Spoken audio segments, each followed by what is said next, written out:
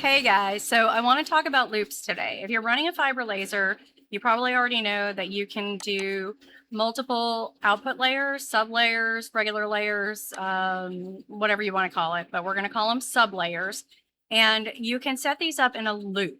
So what I mean by that, a lot of times we'll go, okay, I'm going to run this specific graphic image and do a deep engrave. And then I'm going to put this one over the top of it and do a cleaning pass, and then go back to here and do a deep engrave, and then back to here and do a cleaning pass.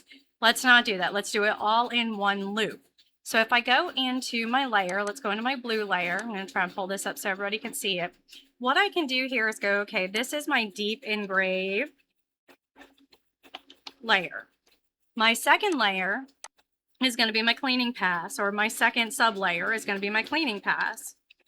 And then maybe after that, I need to do a blackening pass or an annealing pass.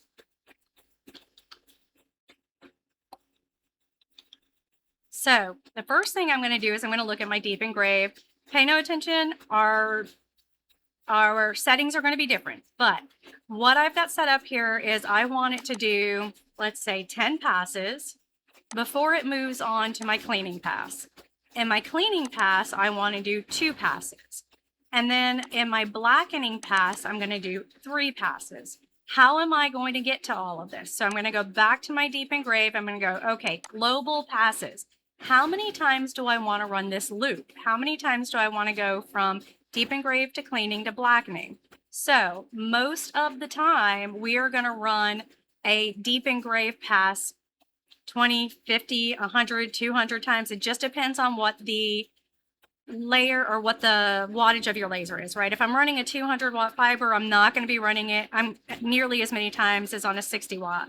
So for me, I'm just going to go in here and go, okay, I want to run this loop, all 3 of these. I want to run this 10 times so that I've got 100 passes, and every 10 passes, it's going to go to cleaning.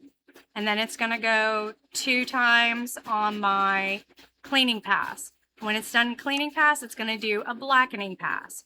So this is how we set up loops on our fiber, depending on what we're running. If you have a MOPA, this might be colors down here. It might not be annealing. You might need to add this color or that color, or maybe you're mixing colors. So you want a blue and then you want a black, and that way you get that dark, rich navy blue color if you're running a MOPA. But this is how we set up loops. Now, if you're doing it part by part, so say I've got this part in here is actually a completely different color and I'm running it at a different depth, you can also add that to your loop. So you would just change the color here, add your sub layer,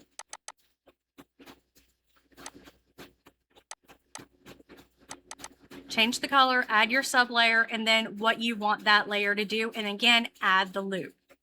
Hope this helps someone today. If you have questions, reach out. I'm still learning this with you guys, but I have found that running things in loops works a lot better than me switching to different layers and having to copy and paste or duplicate the image that I'm trying to engrave. Hope this helps someone today.